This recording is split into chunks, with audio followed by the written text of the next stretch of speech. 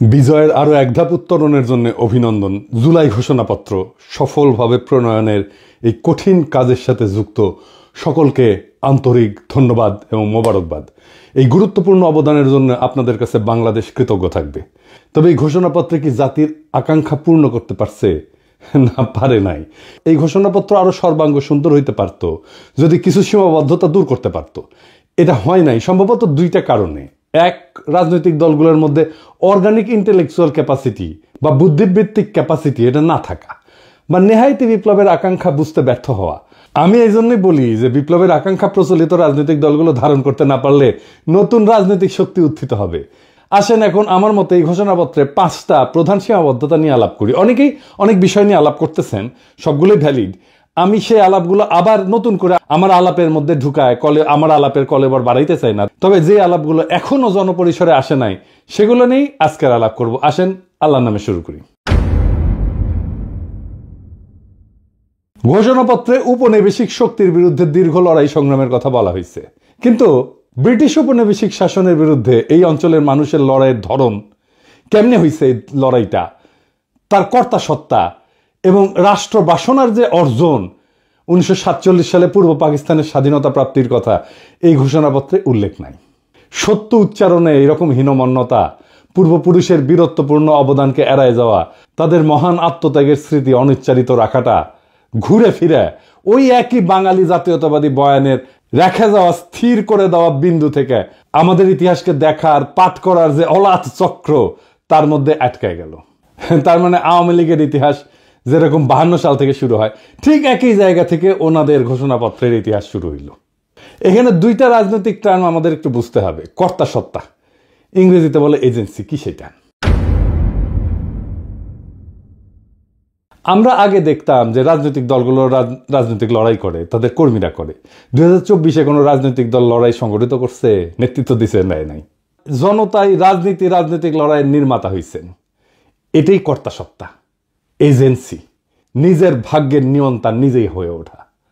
2024 সালের বর্ষা বিপ্লব আমাদের দেখাইছে যে সাধারণ মানুষ চাইলে নিষ্ক্রিয় দর্শক বা শাসিত প্রজাতিকা দেশের রাজনীতির সবচেয়ে বড় খেলোয়াড় বা সক্রিয় কর্তা হয়ে উঠতে পারে। যখন জনগণ নিজের শক্তি সম্পর্কে সচেতন হয় এবং সেই শক্তি প্রয়োগ করার জন্য ঐক্যবদ্ধ হয়ে মাঠে নামে, তখনই জন্ম নেয় সত্যিকারের রাজনৈতিক কর্তা সত্তা, যেটা হয়েছে 2024 সালে। তো এই রাজনৈতিক কর্তা সত্তা জনগণের থাকায় লাভ কি, না থাকলে ক্ষতি কি? জনগণের রাজনৈতিক কর্তা সত্তা বা এজেন্সি একটা দেশের জন্য খুবই গুরুত্বপূর্ণ। সহজ ভাষায় এইটা হলো জনগণের সেই ক্ষমতা যার মাধ্যমে তারা নিজেদের ভাগ্য নির্ধারণে সক্রিয় ভূমিকা পালন করে। এর থাকা বা না থাকার উপরে দেশের ভবিষ্যৎ এবং নাগরিকদের জীবনযাত্রার মান নির্ভর করে। যখন একটা দেশের মানুষের রাজনৈতিক এজেন্সি বা কর্তা সত্তা থাকে, তার অনেক ভালো ফল আছে। যেমন সরকারের জবাবদিহিতার স্বচ্ছতা নিশ্চিত হয়। জনগণ যখন সক্রিয় থাকে তখন সরকার যা খুশি তাই করতে পারে না। শাসকেরা জনগণের কাছে তাদের কাজের জন্য জবাবদিহি করতে বাধ্য থাকে। জনগণ প্রশ্ন করতে পারে, সমালোচনা করতে পারে এবং নির্বাচনের মাধ্যমে সরকারকে ক্ষমতা থেকে সরাইতেও পারে। এই এজেন্সি আমরা হারাই ফেলছিলাম।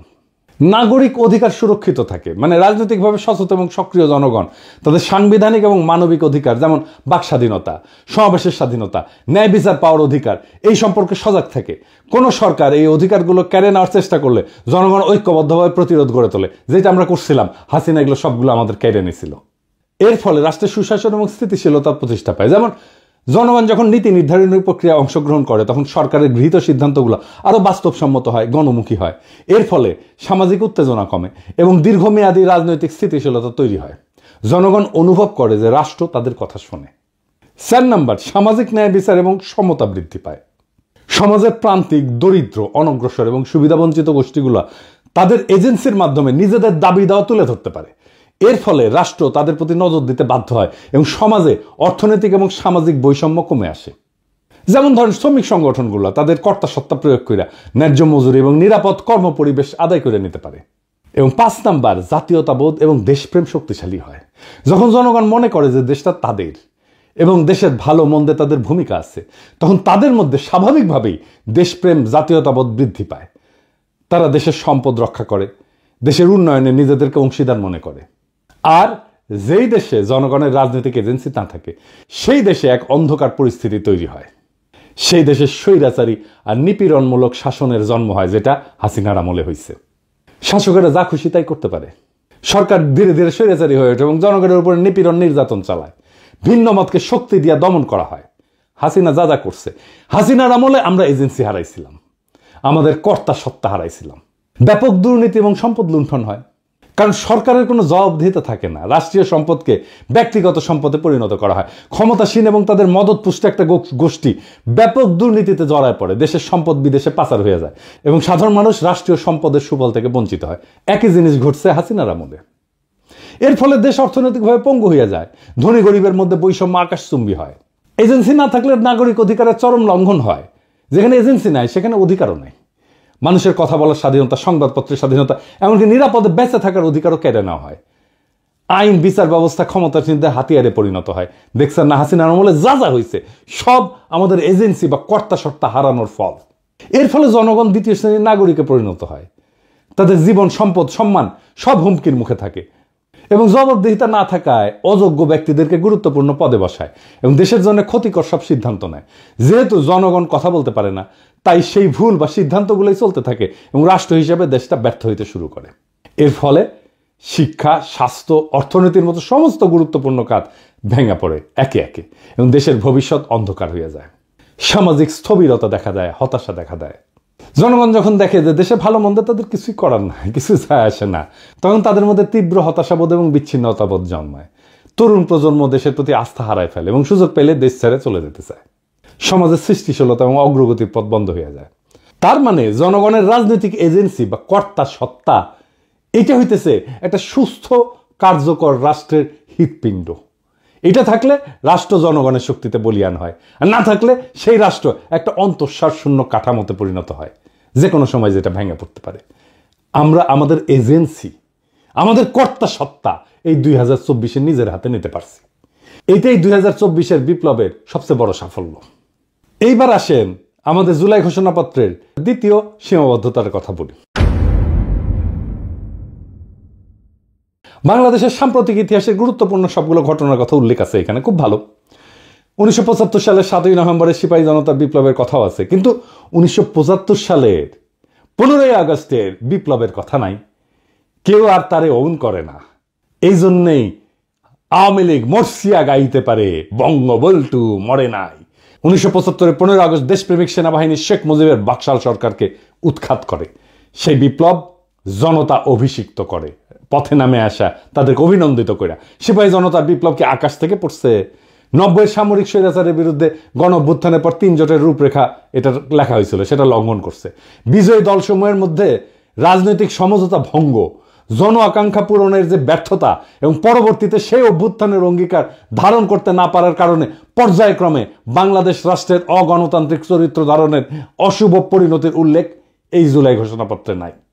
তত্ত্বাবধায়ক সরকার ব্যবস্থা ধ্বংস করার বিষয়ে উল্লেখ নাই। কেন, কিভাবে এই ফাংশনিং ব্যবস্থাটা ধ্বংস হইল সেটার কোনো উল্লেখ আছে? নাই। তবে একই ঘটনা আবার ঘটলে আমি সেটাকে কিভাবে বাধা দেব? এবার আসেন 3 নম্বর সীমাবদ্ধতা। গত প্রায় 16 বছর দীর্ঘ ফ্যাসিস্ট দুঃশাসন প্রতিষ্ঠা করতে, জনগণের উপরে ধারাবাহিক নিপীড়ন চালাইতে রাষ্ট্রের মূল প্রতিষ্ঠানসমূহের মধ্যে সবচেয়ে বেশি আগ্রাসী শক্তি ব্যবহার করছে সশস্ত্র বাহিনী এবং সামরিক গোয়েন্দা সংস্থা, যাদের স্বীকৃত অপরাধ কর্মের কোনো উল্লেখ জুলাই ঘোষণাপত্রে নাই। আয়নাঘর কোথায় হয়েছে? ক্যান্টনমেন্টের মধ্যে ডিজিএফআই করছে। এতেও 36শে জুলাই পর্যন্ত হেলিকপ্টার ব্যবহার কইরা, খুন জখম কারফিউ জারি কইরা, ইন্টারনেট বন্ধ কইরা, সেনাবাহিনী নামায় গুলি চালানোতে নেতৃত্ব প্রদানকারী খুনি জেনারেল চক্রের সকল রাষ্ট্রদ্রোহী অপরাধের ঘটনাগুলো লুকায় ফেলা হয়েছে। স্পষ্ট কইরা সেনাবাহিনীর তরুণ সৈনিক অফিসারদের অংশগ্রহণের সংগ্রামী বৈশিষ্ট্যের কথা না বইলা সাধারণভাবে জনসাধারণের পক্ষে সেনাবাহিনীর অবস্থান গ্রহণের কথা উল্লেখ করা হয়েছে। সত্য কথা, ইনসাফের কথা, ন্যায়ের কথা এবং সঠিক কথাটা হইতেছে যে মার্চ টু ঢাকা কর্মসূচির দিন 36শে জুলাই বা 5ই আগস্ট বিপুল গণস্রোত এবং প্রধানত সৈনিকদের চাপের মুখে শীর্ষ সামরিক নেতৃবৃন্দ চূড়ান্ত এবং শেষ পর্বে গণ অভ্যুত্থানে বাধা না দিয়া 5 তারিখে আরো প্রাণহানি এবং রক্তক্ষয় এবং জাতীয় বিপর্যয় এড়াইতে সহায়তা করছে। 4 নম্বর সীমাবদ্ধতা। হাসিনার ফ্যাসিবাদী শাসন প্রতিষ্ঠার পেছনে ব্যবহৃত সবচেয়ে দুর্বিষহ অস্ত্র সাংস্কৃতিক যুদ্ধের নাম ছিল ইসলামোফোবিয়া। দেশের ধর্মপ্রাণ সংখ্যাগরিষ্ঠ মানুষ, আলেম ওলামা, মাদ্রাসা ছাত্রদের বিরুদ্ধে লাগাতার এই অস্ত্র ব্যবহার করে হাসিনা যুদ্ধ চালায় গেছে। 2013 সালের 5ই মে শাপলা চত্বরে রাতের অন্ধকারে লাইট লিভায় রাষ্ট্রীয় বাহিনী দিয়ে নারকীয় হত্যাযজ্ঞ পরিচালনা করা হয়েছে, যে হৃদয় বিদারক ঘটনাটা আমাদের ইতিহাসে একটা সুগভীর ক্ষত সৃষ্টি করছে। ব্রিটিশ উপনিবেশিক শাসনকাল থেকে শুরু করে সকল আজাদী আন্দোলনে, অধিকার আদায়ের সংগ্রামে এদেশের ধর্মপ্রাণ মানুষ, আলেম ওলামা এবং মাদ্রাসা শিক্ষার্থীদের অংশগ্রহণ, আত্মত্যাগ এবং অবদানকে সবসময় অবহেলা, আড়াল এবং মুছে দেওয়ার একটা দুষ্ট ক্ষত আমাদের ইতিহাসে গেড়ে বসছে। এই উগ্র জাতীয়তাবাদী তথাকথিত প্রগতিশীল দুষ্ট ক্ষতের ইতিহাস আবার পুনরাবৃত্ত হয়েছে। তাদের লড়াইয়ের যথাযথ মর্যাদা স্বীকৃতি, বাংলাদেশের ভবিষ্যৎ রাষ্ট্র গঠনের আকাঙ্ক্ষায় তাদের অবদান এবং ত্যাগের যথাযথ হিস্সা ছাড়া কোনোদিন আমাদের এই স্বপ্ন, বাংলাদেশ গড়ার স্বপ্ন পরিপূর্ণ হবে না। বাংলাদেশের আলেম ওলামা মাদ্রাসা শিক্ষিতদের ব্যাপক এবং সর্বাত্মক অংশগ্রহণ ছাড়া 2024-এর বিপ্লব সফল হতো না, এটা লিখে রাখতে পারেন। পঞ্চম সীমাবদ্ধতা। 2024-এর বিপ্লবে মেহনতি মানুষ এবং নারীর অংশগ্রহণের প্রশ্নটা দৃশ্যমানভাবে আসেনি।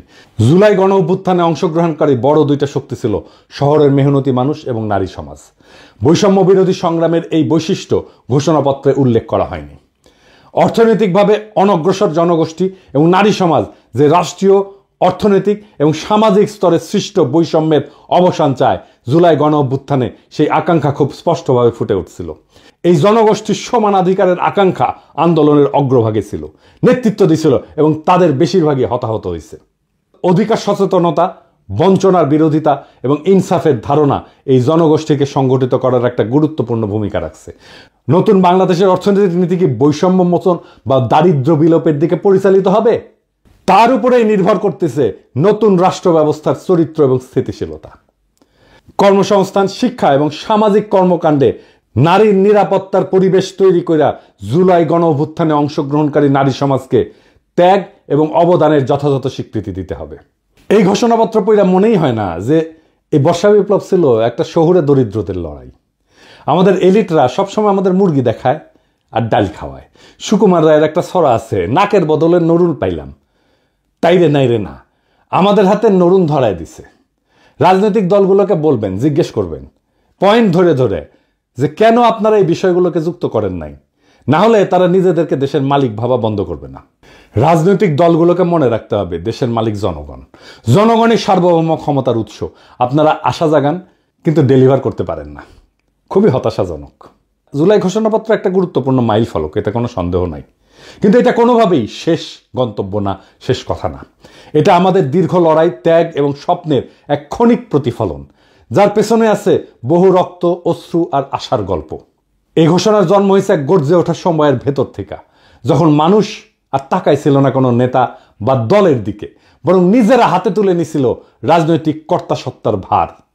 কিন্তু যে ঘোষণাপত্রের জন্ম হলো এই রক্ত গরম বাস্তবতা থেকে, সেটা যদি সেই বাস্তবতার বহু বর্ণ, বহু স্বর এবং মূল তাগিদকে ধারণ করতে ব্যর্থ হয়, তাহলে সেটা এক অর্থে জনগণের সাথে বিশ্বাসঘাতকতা হবে। যারা ময়দানে প্রাণ দিল, যারা নিঃস্ব হয়েও আশায় বুক বাঁধল, যারা চোখের সামনে ভাই বোন হারালো, তাদের ইতিহাস, তাদের দাবি, তাদের আত্মত্যাগের ভাষা বাদ পড়ে গেল। ঘোষণাপত্র না, সেটা হয়ে ওঠে আবার এক শ্রেণীর ক্ষমতা কাঠামোর পুনরুৎপাদনের হাতিয়ার। এই ব্যর্থতা নিয়ে নিরুৎসাহিত হওয়া যাবে না, বরং এই ব্যর্থতা থেকে নতুন শক্তির জন্ম দিতে হবে। যদি প্রচলিত রাজনৈতিক দলগুলো এজেন্সিহীন, ভবিষ্যৎ বিমুখ হইয়া পড়ে, তবে নতুন নেতৃত্ব, নতুন কাঠামো, নতুন চেতনার আবির্ভাব হবে। কেননা ইতিহাস দাঁড়ায় থাকে না, সে আগায় যায়, পিছনে ফেলে দেয় তাকেই যাকে সে ব্যর্থ মনে করে। তাই আসেন আমরা এই ঘোষণাপত্রকে একটা খসড়া হিসেবে বিবেচনা করি। এটা জনগণের অসীম শক্তির সামনে একটা খোলা চিঠি, যা আবার লেখা হবে, আবার সম্পাদিত হবে, আবার জনগণই তার রূপ নির্ধারণ করবে। এটাই হলো গণতন্ত্রের প্রকৃত চেহারা, যেখানে প্রত্যেকটা মানুষ শুধু ভোটার না, ইতিহাসের লেখক, যেখানে জনগণ শুধুই অনুসারী না, বরং রাষ্ট্র নির্মাণের কর্ণধার। আমরা যারা আজ প্রশ্ন করতেছি, সমালোচনা করতেছি, তারা কেউ এই প্রক্রিয়ার বাইরে না, বরং এই চর্চাই আগামী দিনের সুসংগঠিত, সুবিচার ভিত্তিক, ন্যায় ভিত্তিক, ইনসাফ ভিত্তিক বাংলাদেশের ভিত্তি করবে। বর্ষা বিপ্লব একদিনের ব্যাপার না, এই শুরু শেষ না, এইটা একটা যাত্রা, এটা একটা জার্নি। এইখানে গন্তব্যের দিকে যাত্রা আছে, কিন্তু গন্তব্যে পৌঁছানো নাই। গন্তব্য সবসময় অধরা থাকে। আমরা প্রত্যেক দিন একটু একটু করে অগ্রসর হই, আরো ভালো, আরো প্রগতিশীল, আরো মানবিক আর একটা রাষ্ট্রের দিকে। এটাই আমাদের যাত্রা, এটাই আমাদের রাজনীতি, এটাই রাষ্ট্র গঠন। ইনকিলাব জিন্দাবাদ।